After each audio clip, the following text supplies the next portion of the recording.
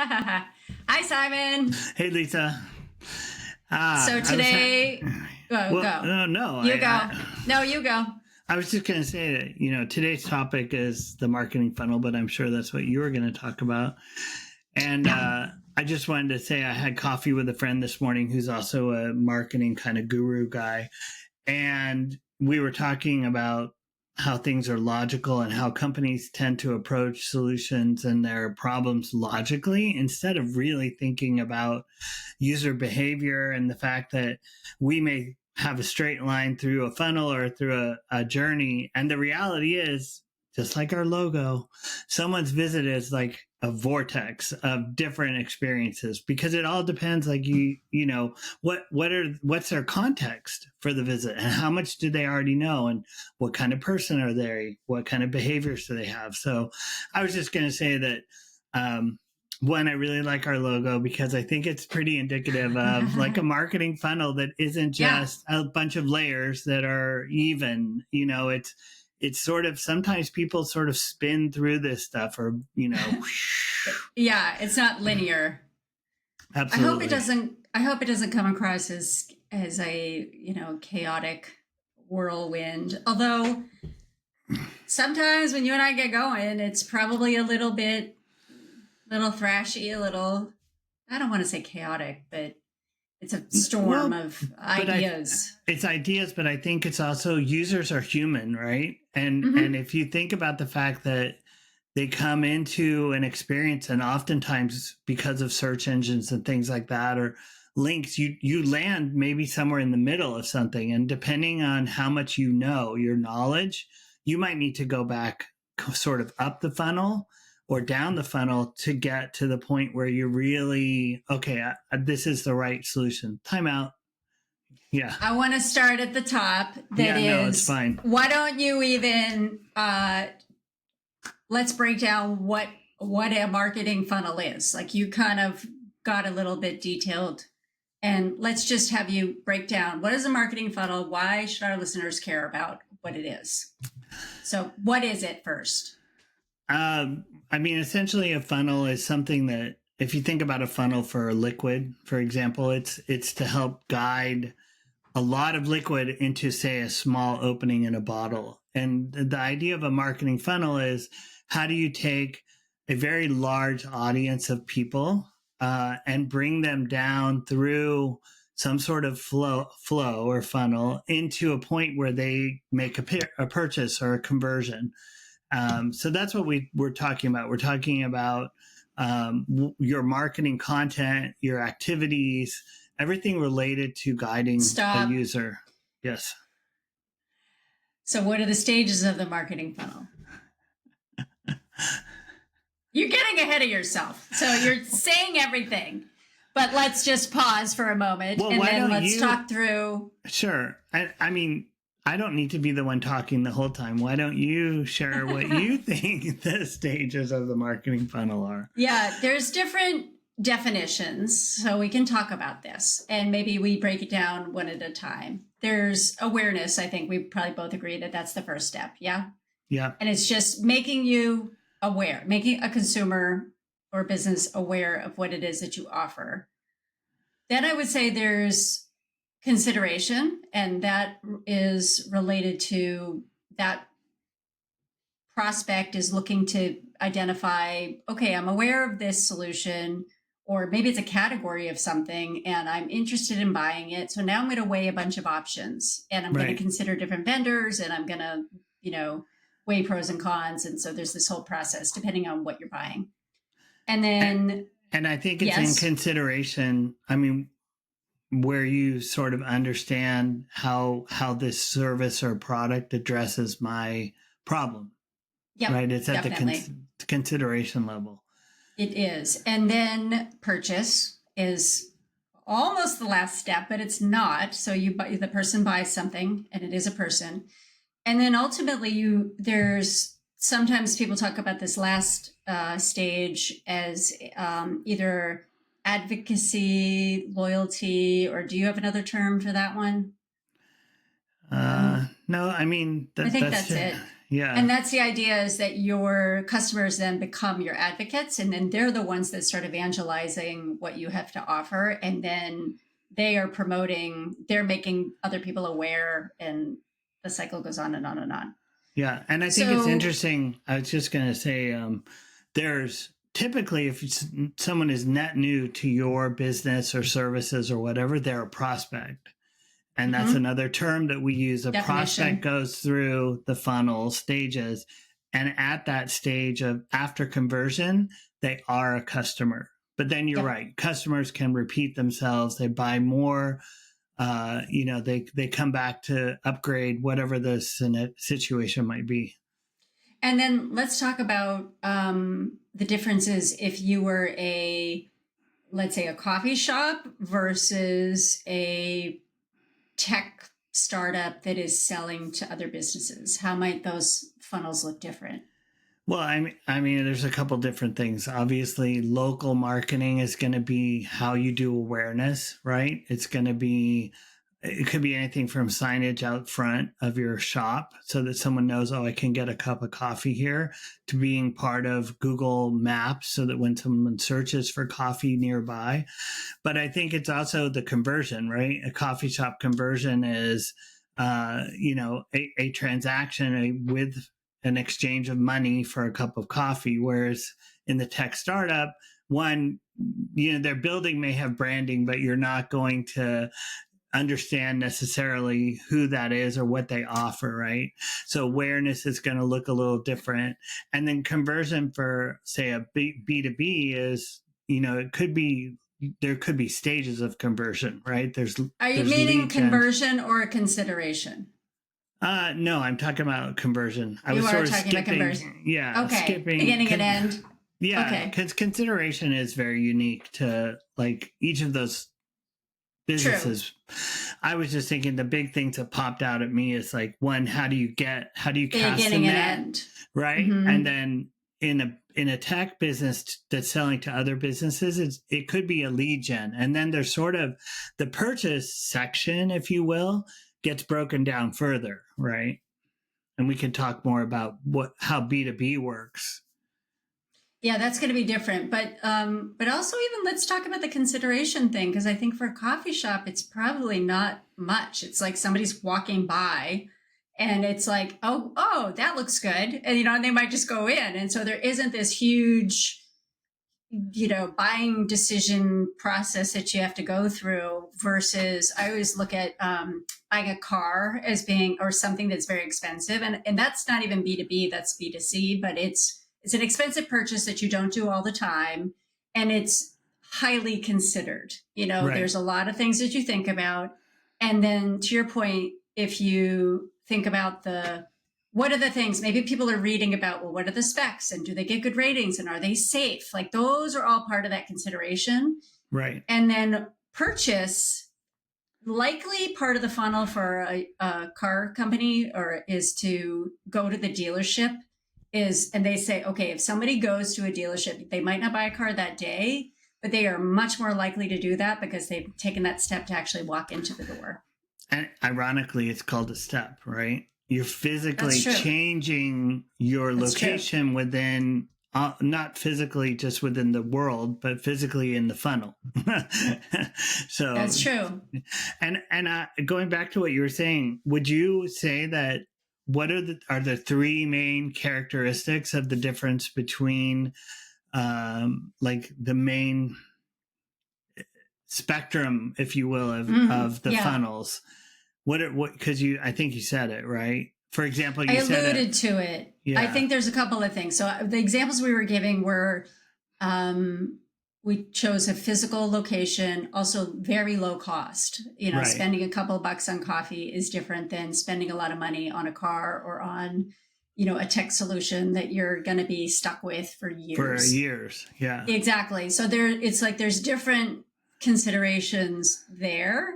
And then also similar to a coffee shop, I think e-commerce could be similar too. If there's a website, it could be pretty quick. Like once you're aware and then you're like, oh, this looks good. And then you buy it because it's not that expensive. It also can be pretty quick and it can go from awareness to consideration and purchase very quickly. Sure. And so I think time, and then I think it depends on the business that you have, because there's lots of, you alluded to this too, the nuances within the consideration are going to be very dependent on what business you're in. Right. What are your thoughts there? No, I would agree. I think about, how marketing strategies are dynamically different if it's a small, low price point, high price point. It's every day, it's a reoccurring sort of purchase, if you will, right? You apply different strategies than you would for somebody who buys every 5 years, right? Yep. Or even every 1 year, especially if it's like a tech solution. And there's not just the licensing of that, but there's always an integration, right? And once you're integrated with some other platform, it's really hard to be unintegrated or de-integrated, right? So there's a cost, there's a timeline to that as well. What is the opposite of integrated? I don't know. It's not de-integrated, but yeah, I can't think of a word. That's so funny. Well, I also listeners, want to talk do you have any words for us? I know. What would it be? What would it be? And then using, so you and I know a couple of small business owners, and thinking about them and how they might think about using this information for their marketing efforts. How would they start doing it? Why should they do it? How is it helpful? Why are we even talking about this? Well, I think that the reason you need to talk about this or think about it as a business owner, even at a very high level, it helps you continue to refine, say, your target audience and where you're going to spend time and potentially money to capture users, to get their information. Each of these stages has a cost, right? And if you try to make your funnel really wide and like everything to everybody, it's going to be very costly. It may not cost you a lot of money, but it might cost you a lot of time, especially if you're a small business, right, with a couple different people.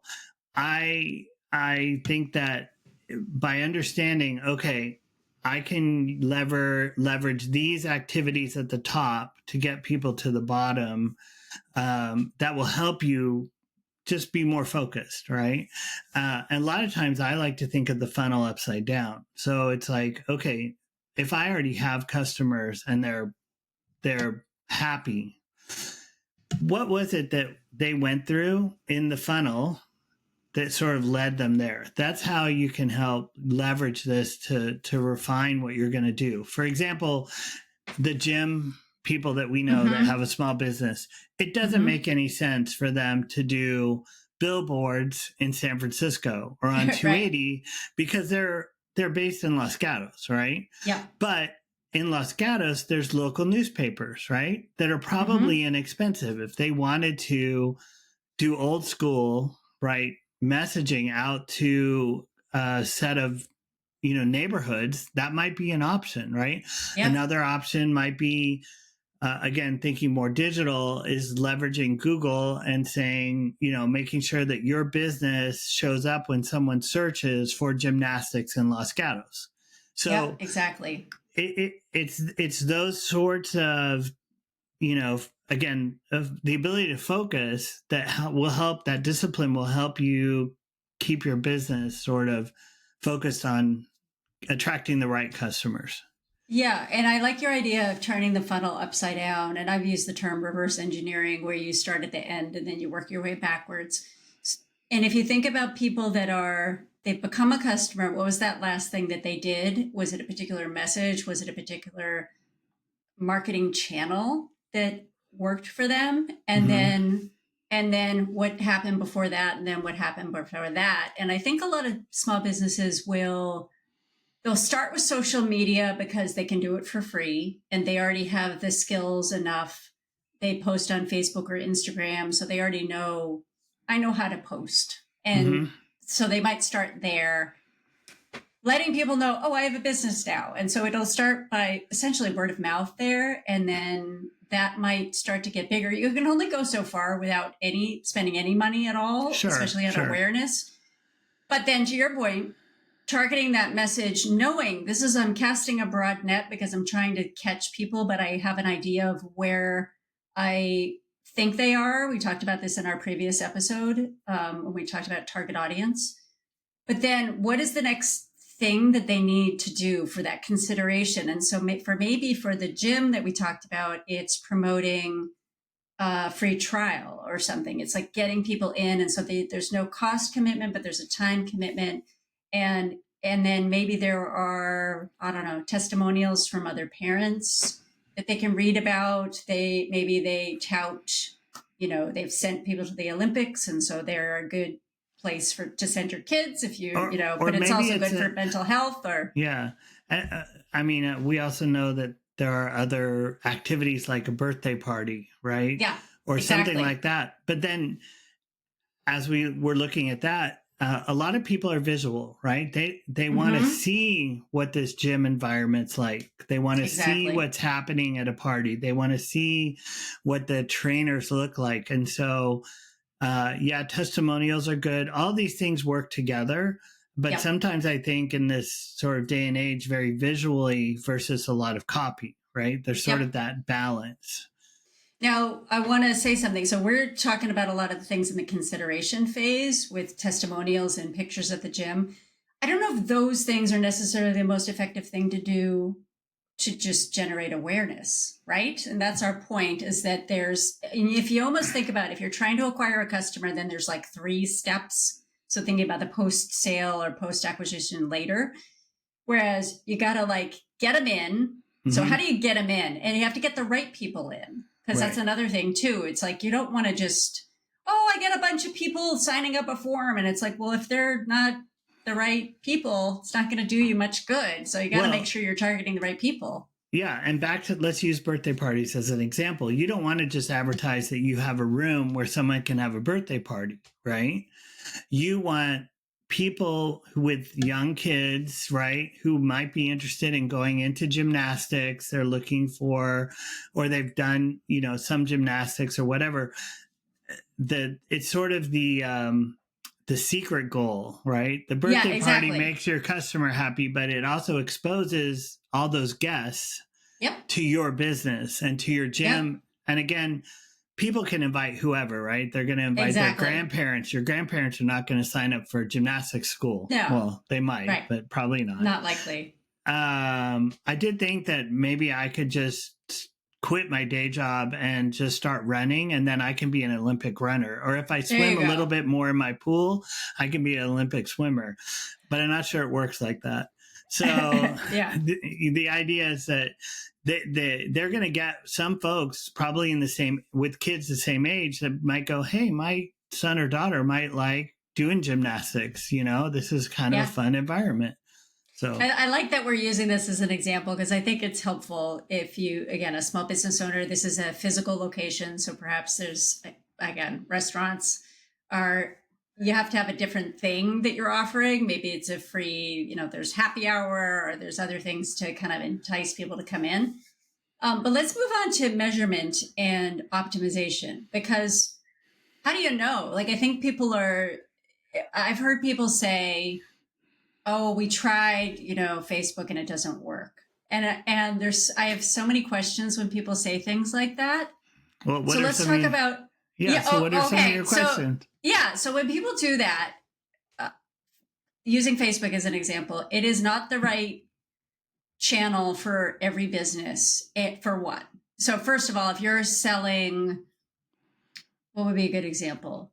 Again, I don't know. A car is probably not a bad example. Like it probably a B2B thing. Like I think of Facebook as less businessy and more personal. I think that's a place where you connect with your friends. Sure. Or Instagram, but I don't want to talk about Instagram. I want to talk about Facebook. So if you are wanting to, because I think Instagram has a lot of good use cases. Let's say you have a service-oriented business for consumers. You would do that on Facebook if you dog walked. That's a really. I'm trying to think of when it's a bad use of using Facebook. So okay. And I think tech sometimes I'm like, if you're selling B2B, I don't see why it's on Facebook. I don't think that's the right. People are not in that mindset. And even though if you're a consumer, like Facebook looks at you as a whole person. It doesn't look at you as like, this is your work persona and this is your home persona. It looks at you overall. And it just feels like B2B, like you're selling to businesses. And so that business profile is better. So that's where LinkedIn might be a better solution. But sometimes people say, oh, Facebook doesn't work for me. And it's like, well, first of all, maybe it wasn't the right platform, fair enough. But at the same time, it's like, well, maybe you had the wrong message. What were you trying to do? Are you trying to just awareness? You can target people very specifically on LinkedIn. I mean, sorry, on Facebook. So if you know who your audience is and you can define them either geographically or because they love going to the movies or, you know, whatever it is about them, you can target them. But if you don't have the right message, that's another thing, which that's for a later podcast. And so it's not going to be effective. Yeah. And I think you touched on this, but you didn't finish the thought. Was they're on Facebook because they're probably checking out someone's vacation pictures, or it's trying a different mindset. And so you what you missed is context, right? So unless you can, in a very like smart way, promote your business product, but in a vacation, you know, we have a solution so that when you take your next vacation, you don't have to worry about X. Right. That's what you're selling. And then to your point about messaging, and we'll get into that, but where you're it's starting important to drive that context, right? It's like, why am I seeing this ad on Facebook when I'm trying to look at grandma's vacation? I know. I get so angry at things like that. And so I said, let's talk about measurement and optimization. In a way, This is about optimization. It's about optimization. Sure. So when somebody says like, this isn't working, it might be true, but it's how do we analyze each, you know, part of the funnel, and how do we analyze if something's quote not working? How do we go through that process? Well, and this gets a little nuancy, so I won't go deep into it, but let's use Facebook, you could have what we call campaigns, right? And you could test campaigns. So a campaign is just a collection of a theme, content like headlines, subject lines, imagery, things like that sort of centers around one concept, right? Or maybe a couple concepts. And we could use maybe vacation as an example. You might, what we say is test, but you're basically running two different kinds of ads, right? Or two different kinds of messages, or maybe it's the same visual and you just change the headline.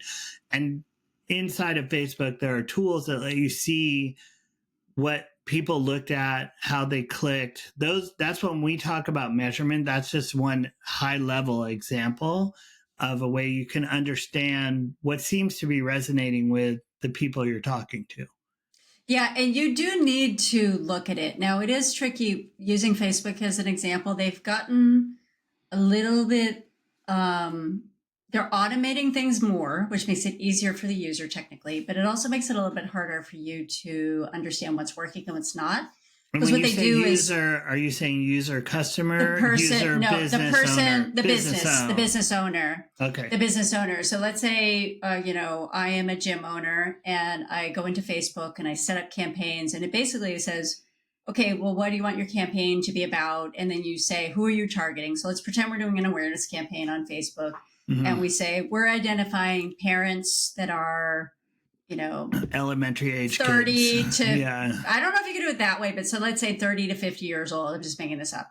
Or have kids. I bet having. I think you can do, or household they have size, kids. You know. Yeah. So you can target them in a particular way. Then it'll ask you, okay, give us some headlines. And so you just come up with your own headlines that you think would be effective. Descriptions, and then it does show you, because in Facebook it's actually Facebook and Instagram, like you can say I'm going to do both, or I'm going to do one or the other. It's good to do both just because you can also see, is one better than the other, right? And then imagery, so you create a bunch of images and then it mixes and matches things, and then it starts to serve the best combination and it stops serving the ones. What do you mean by serving?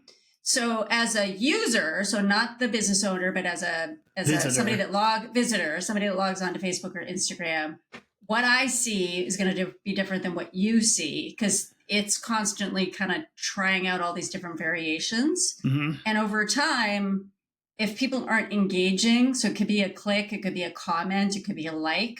If they aren't engaging with a particular combination, it will start to not serve some of those. Show. Exactly. So when you say serve, you mean show, right? Show. Thank you. Sure. So it's literally like you're serving a platter. You're that's why that word is used in advertising, but that's a good clarification. And the other thing that people sometimes don't do is they just turn something on and then they leave it alone for months and months and months. And you shouldn't do it that way. You need to look at it every week. You need to. Is week a good frequency? Like how? At least what's the difference initially? Hourly. Like if you're like me and you're OCD, right? Are you gonna tell me if about that? If you have the time, sure. I mean, hourly is probably not. It depends on how much money you're putting into it and how much. Because then, if you put a ton of money in it, you're going to be serving or showing your ads to more people, and so looking more frequently is probably fine if you want to do that. There's time for that dynamic sort of ad creation to happen, right, on Facebook side. So the learning takes time. It does. It takes at least a week. So that's a good point. And so that's different though than like you set it up and you let it run and it takes a little while for it to learn. Mm-hmm. Then after a couple of weeks, like look at it regularly. I mean, if you could look at it daily, great. Again, it depends on how much money you're spending. You can do stuff with as little as, $10 a day, but you're going to like use your money in the morning and you're going to be done. Okay. So it's good to spend a little bit more if you can commit to it. I think $50 to $100 a day if you can afford, it's a lot, but it's a good thing. Like it helps you learn faster. And then you become more efficient and optimize those things faster. So we've gotten into like a whole other thing about advertising and how to do things. But within that, though, you do have the ability to measure, like look at, okay, it's looking like these are more effective than that. And then you can compare that to, all right, I'm running things. I've got email that some of these people they used to be customers. They're not anymore. Can I engage with those people? But you got to look at everything at all. And then email also can be a part of the funnel. They're not a customer yet, but they've signed up for something on your website. And then you can nurture them by emailing them. And eventually maybe that gets them to become a customer. So and data, measuring all those things. I was going to say, data is king now. Always. Yeah. Because even I was thinking on a web page, like we were working with a client and they didn't have any analytics on their website. And we were trying to figure out, like, do we keep this content? Do we refresh it? Yeah. And we have, it's like flying blind, right? And then if you have more sophisticated analytics and more money and more time, you can even tell on the page where someone's clicking or looking. And it's very interesting because there may be situations where the people that buy from you or convert actually are the ones that scroll the whole page or go to the bottom, right? And you can get very nuanced in how you look at that measurement and how you use that data to adjust your funnel. Again, you're trying to, like, the end goal is to optimize that funnel so the people coming in Can we do a sidebar for a second? Sure, sidebar. Sidebar. So you talked about the people that are more interested will scroll to the bottom. What's your opinion about above the fold? I mean, first I'll explain what that is and then give me your opinion on it. And then I'll give you my opinion on it. And then we will resume our currently scheduled program. Since I have no idea, I don't think, what your opinion is, and you're not going to give it away yet.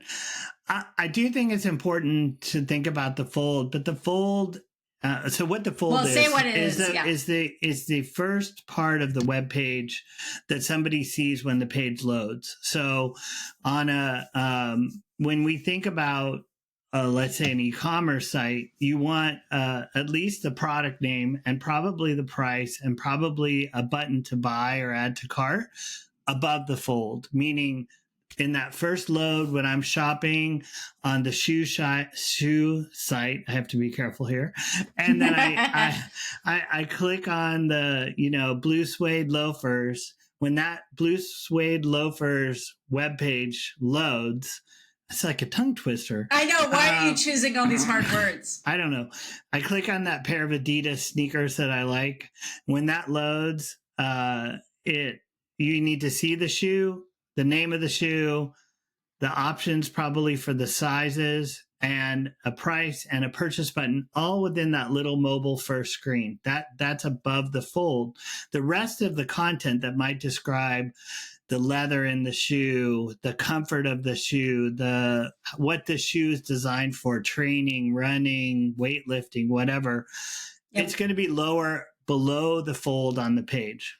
Yep. So I can tell you what Google is requiring now. If you want to be part of the Google Merchant Center, which I'm not going to go into, except that if you've seen a row of items for sale when you go to Google, if you want your product included, Google bots will detect and require that your content above the fold has a price and an add to cart button and a product name. I didn't know that. I was in a situation where we had to scramble and bump the price and add to cart up the page because it wasn't displaying. And in mobile, the way there's some tricks you do, like sticky nav and things like that can help you. But so Good anyway, my take is we see a lot of people when they visit a web page, they look at it and they leave. They don't spend any time, like 10, 11, 12 seconds, right? So you could sort of imagine that someone's like trying to just scan, like looking in a clothing rack, right? And they're flipping through the clothes until they see something that catches their eye, that, oh, this is a blue check shirt by my favorite brand, Penguin. So then they take it out and spend time on it. That's sort of the top of fold. So I like the way you described that. Yeah. And my view, I guess I agree with you, but the way that I've thought about it is people will scroll if they want to get additional information. So there's similarly, people want to put a bunch of stuff in the main navigation on a website when I'm like, it can be on a footer. And it's something that they're like, but I got to show it. And I'm like, if people are looking for it, like return policy, it doesn't need to be front and center. If people want it, they'll find it. And putting it in the footer is a fine thing. So in my mind, I'm like, I agree with you. There's things that should be that first thing that they see, but if there's nitty gritty details, it's okay if people scroll. It's okay, especially on a phone. Yeah, and what's tricky if we think about the whole funnel is you might do awareness. You do your Facebook ad that you were just talking about. When someone clicks, way to go, bringing us back. When someone clicks on that Facebook ad, the page that they land on, I feel really strongly that there has to be a connection. Like if you are looking at a blue light bulb on Facebook and you land on a green Christmas tree page and there's no connection, that was just random. I know. I'm like, what could you possibly be looking at? I'm not. I know. My favorite example is, and we talked about this a bit when we were at Adobe, Apple used to do a really good job of promoting some of their digital photography products when they were trying to sell them separately. And they used a hummingbird.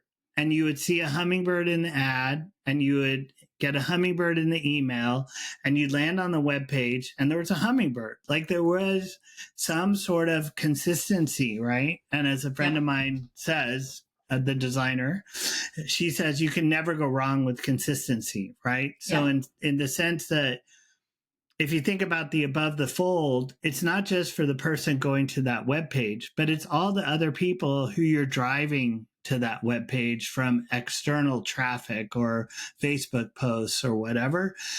So it's, maybe this gets into a whole nother discussion, but, you might create different pages for different campaigns, Definitely. and then you're getting super sophisticated, right? Yeah, definitely. I mean, you can do personalized landing pages, but to your point, that's super sophisticated and But it goes back requires a bit more of an to investment.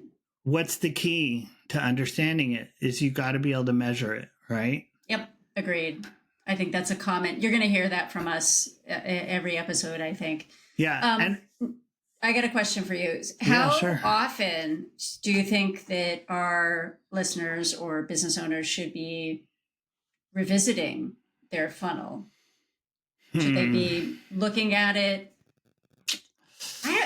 As I ask you that, I kind of feel like you should always be analyzing everything that you have, and it's.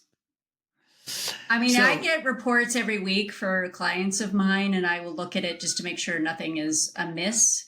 And it's not my responsibility to be optimizing campaigns. I'll say that for the record, but I just want to make sure nothing's broken. So at least I'm looking at it once a week for that purpose only. But if you are managing advertising, I would say you're looking at that every day, and you might be making micro changes along the way. So it's almost hard to say how often. What do you think? So, I mean, you asked the bigger question, like when do you look at your funnel versus, say, a particular campaign or activity? I would say you look at your funnel. You need to sort of go back to your funnel. It's your North Star. It's a guide, right? That you're going to create your different marketing things based on your funnel structure. But I think when you think about changing your funnel is when all of a sudden something's not working, right? You're not getting conversions. You're not getting purchases. I also think if you're aware in your particular business space that you have competition, you need to be going and look at your funnel and say, okay, they're talking about, cleaning your carpets, and then every 3 months they'll come in and check to make sure your carpets are clean, right? That's a part of their service.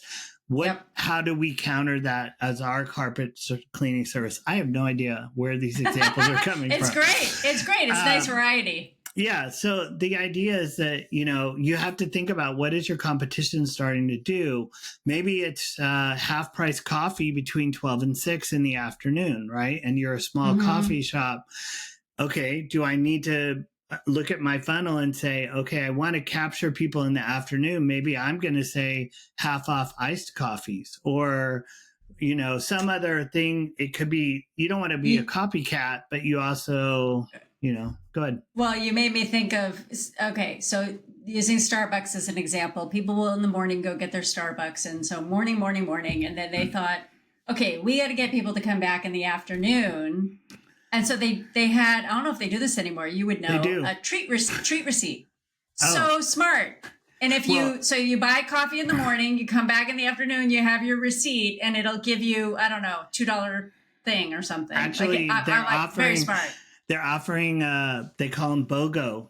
And sometimes it's Tuesday, sometimes it's Thursday. They're never like Monday or Friday, right? When people are driving on vacation and they need to pick me up at 3 o'clock. They don't need it then. Right, exactly. And again, they looked at measurement, right? They're so data driven. I've been in Starbucks and they will say, I can hear the manager talking, our metrics, we're at meeting 100% of our metrics right now. And that has everything to do from how quickly they fill orders, the ones that come mobile, all that. But Starbucks, back to them exactly to your point, they no longer physically require a paper receipt because how often now they have do you their get app. The app? But they got me the other day. They did a buy one, get one free, and I ordered it and I placed my order and realized I got charged for both drinks.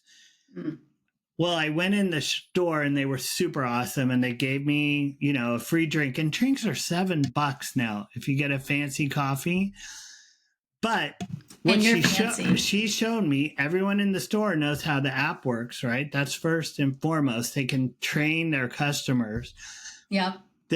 Whoever designed the app put the coupon right behind the button that says place my order. And if you're Oh. already trained to go through, add my favorites, Yeah. add my previous Yeah. order, because you can do that. You know, it'll just say Yeah, repeat. I know. And then it's Very like one smart. button, quick. I didn't even see that I actually had to enter a coupon. I just assumed because I ordered Yeah, it just between built 12 in. and 6. Exactly. So And they it were, should be.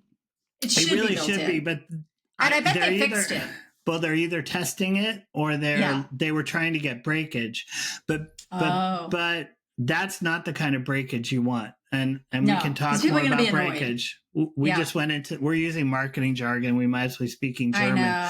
I know. Breakage, perfect example of breakage is a coupon for $5 off a pizza. You send a bazillion of them out. You don't expect them all to be redeemed. So you don't have, if Costs they you go to a nothing. million households, you're not going to have to worry about $5 million worth of coupons, because only about 20 to 30% of those coupons will be redeemed. The 70 to 80% that is thrown away in the trash or lost or forgotten or expired, that's called breakage. So often a popular thing, but not as much these days, was I lost my words. When you purchase a product, you get I have no idea where you're going. Yeah, you buy something and there's a $20 off, coupon, but you have to mail it in. Oh, what a rebate! Oh my gosh, Rebate. Old people syndrome. No, I mean, no, like I'm talking about cassette tapes now, right? Yeah, It's a rebate, and rebates, not all of them got sent back in. Right, Yeah. Exactly. That's breakage. People don't do it. Yeah, it's annoying. But you came in because you got a deal, Exactly. or there was an opportunity. Again, something that is measured, and that's another tool for your funnel. So let's kind of close things out with, are there any tools or resources that people can use, maybe to think through this or help them set up a marketing funnel? I mean, how would you, we talked about getting started, but like, are there tools? I don't even think there are tools. It's your brain. It's I was going to say that probably the challenge for a small business is I don't think there are a lot of free tools. Like creating a dashboard with all your data, you may get reports. You'll have your Facebook reports, you'll have reports in your email client, but they're all disparate, right? Yeah, exactly. You might even have a free Google Analytics account, but it's not going to be integrated with any of these other platforms. Yeah. So right. Well, the only other thing I can think of is like people often, if they are small businesses, will just sort of jump in. And again, they start with social media often, and then they just start posting stuff as it from a, everybody's a consumer at the end of the day. And so I can do this. I've done this as a consumer, an individual. So I can do this as a business owner. But I think it's good to have some level of, it's messaging, for lack of a better word, like who are identifying your audience, who are you talking to? Because it could be multiple audiences depending on what you're selling. Sure. So identify that one audience per funnel, who that audience is. What are you going to say to them at the awareness stage? What would you say to them, or what are some like types of materials or channels that you might want to leverage in the consideration? What are some of the things that you would do at the bottom of the funnel? Now, one thing that I remember that we did at Roku, we structured our paid search, almost by the funnel, but it was brand. So like Roku 3, Roku TV. So anything that was related to our brand was something that we bought ads for. And it was just really to stave off the competition. Sure. Then we had, so really not for awareness as much, because search, literally people were like looking for something. So I don't think that's a good channel for awareness. But then we had categories. So anything about streaming players, streaming TV platforms, streaming, we had that. We also had competitive terms. So again, people are researching, tell me about Roku versus, any of our competitors. So we had things like that. And then we also had promotion. So if we had any kind of promo going on, people were looking for, deals, and we would have something along that line too. And there are different messages for those different scenarios. So having the messaging lining up with where a customer is in their journey, I think is a good play. And you can just use a document, So I was going to say, where you write that out. We were talking a little bit about tools and resources. Tools. Yeah. Yeah. And it could be as simple as a spreadsheet where you keep track of these things in a column or a format almost, right? Yep.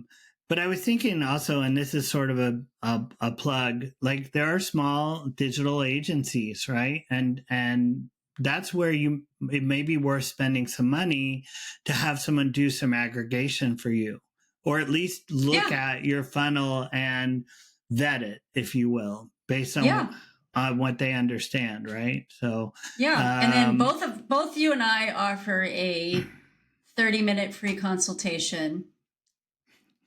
Right? Yeah. Or if anybody wants a cup of coffee. Yeah, exactly. We'll work for coffee.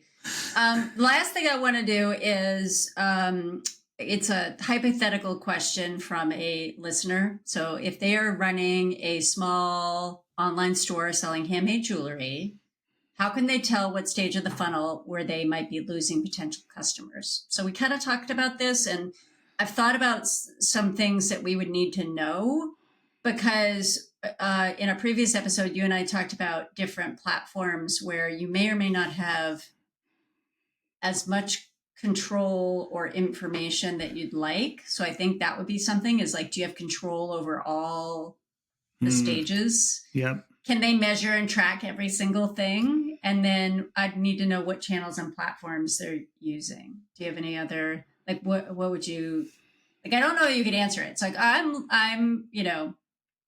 somebody's losing customers. Like, how do you teach them how to troubleshoot that? So part of that, I think, is looking at what we didn't really touch on, but every funnel has leaks, right? Yeah. And so what you look for is leaks in your different activities. So for example, the email, how many people aren't opening? What is your rate of opening, right? Or there's click-through rate. So there's different, again, comes to measurement.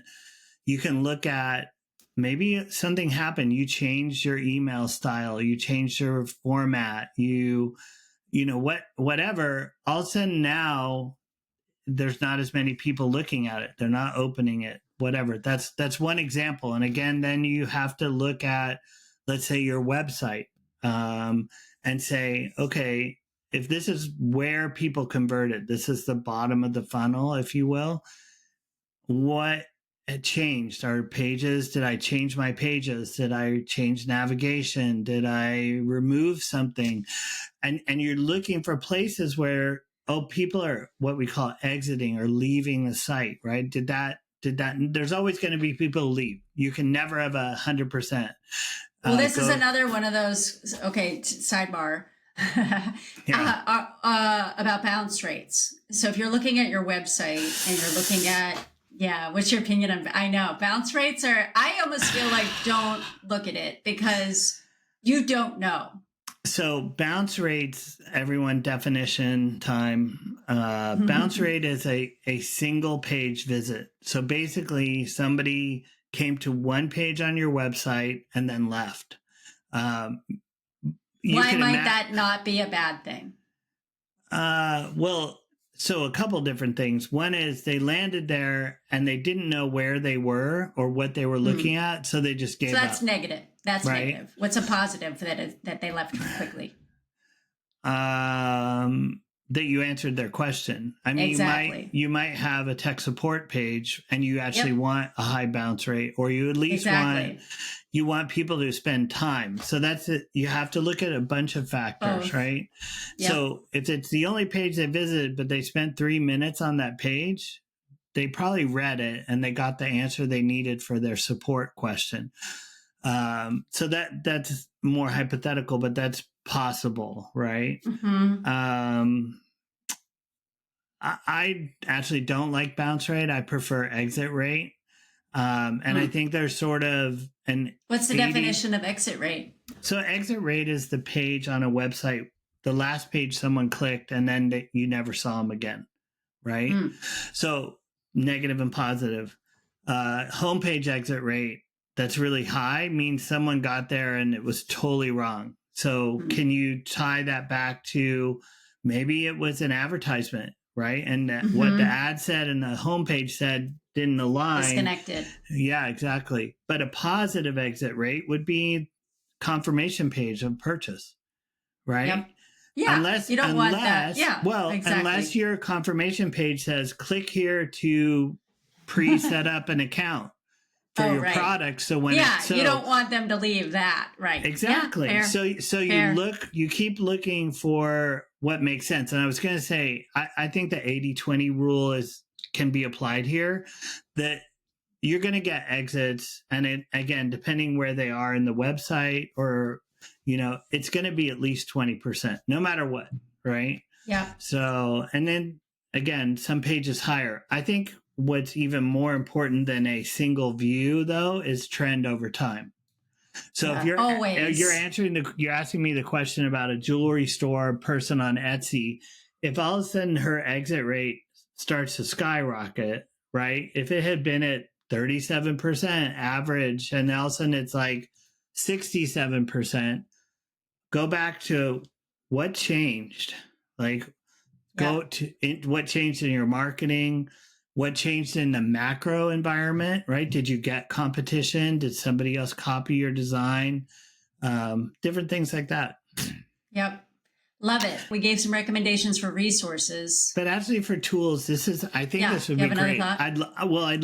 I'd love for our listeners to comment on tools that they use that are low cost or free to help them managing the parts or the marketing funnel or the whole marketing funnel. So this is all about us learning from each other as well. So if you have some great ideas about a tool set to use, and there's so many out there that, I learn of them new every day. Let us know. And I do next, and that was, it's mostly marketing. Mostly.